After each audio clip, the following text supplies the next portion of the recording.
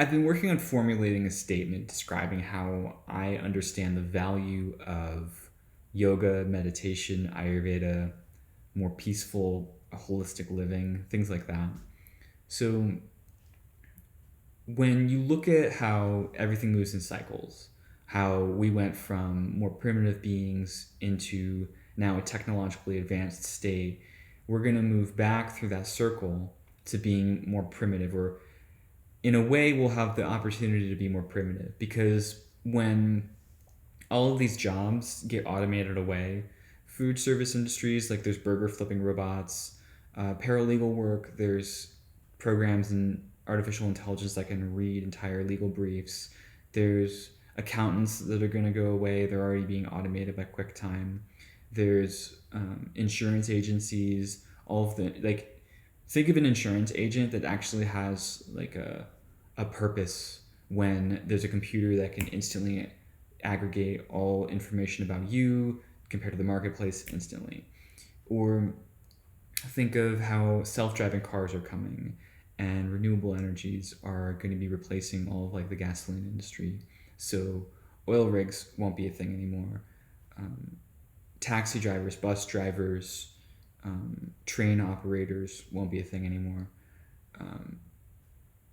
A lot of things are being automated away, and all of a sudden there's going to be a mass variety of how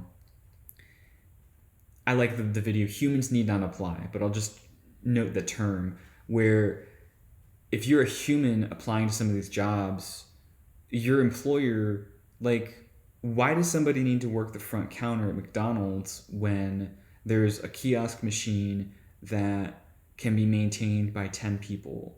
Or check out your groceries when there's 10 stations managed by one person? Or the list goes on. So the real idea is, how are we going to be with ourselves? So many people do things to keep busy, to not think about themselves, to not think about their problems.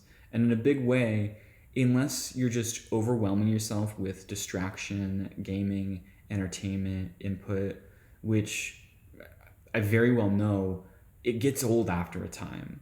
There can only be so much Netflix you can watch. You can only play so many games before you just really deteriorate. So what yoga really provides is an inner experience, a resensitization to all of the things that are happening in our own mind, our consciousness, our body, and reignite or renew. It's like hitting refresh on a web page. You refresh your perception of your current state.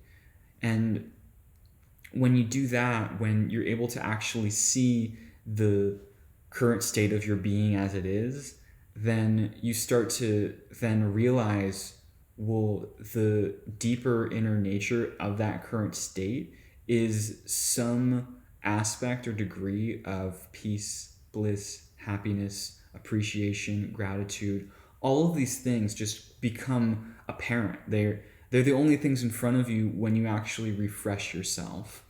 And the challenging part is that there's not just a simple A to B answer to your yoga path or your self-awareness path. And it could be through yoga or some other method. But it's through this sort of self-discovery maze that you'll wander through and bit by bit unpack all of the things that you've loaded into your car.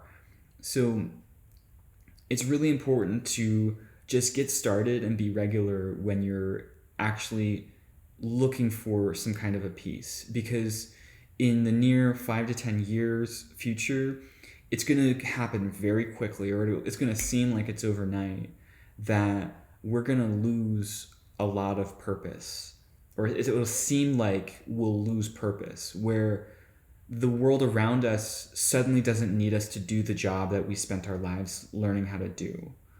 And in a way, it's a tragedy, but in reality, it's a bigger opportunity.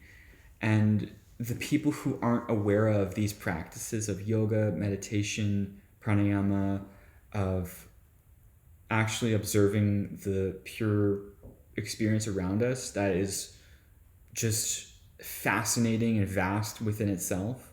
Not to mention the inner world that you'll discover within yourself, but the the loss of purpose is gonna mess up a lot of people.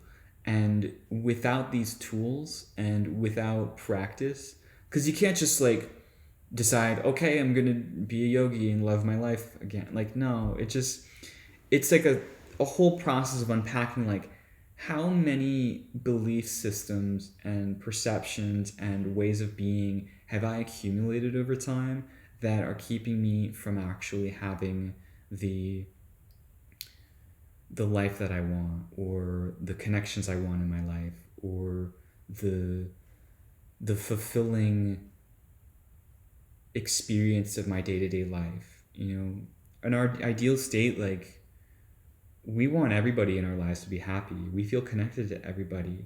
And when we don't have a purpose, we don't feel like we're worth anything, and we are. And so it's this whole cascading effect of like,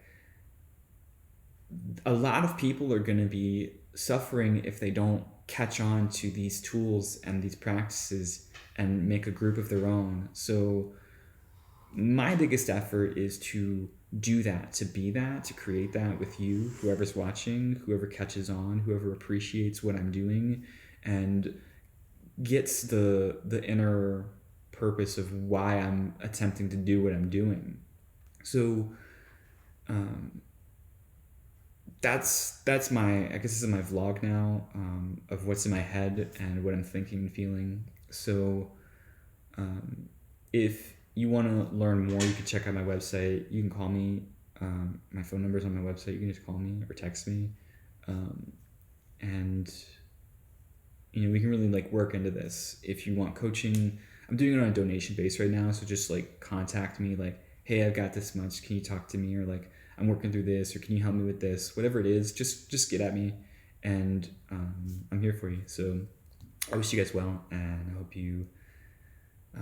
I just hope you find your next level of creation.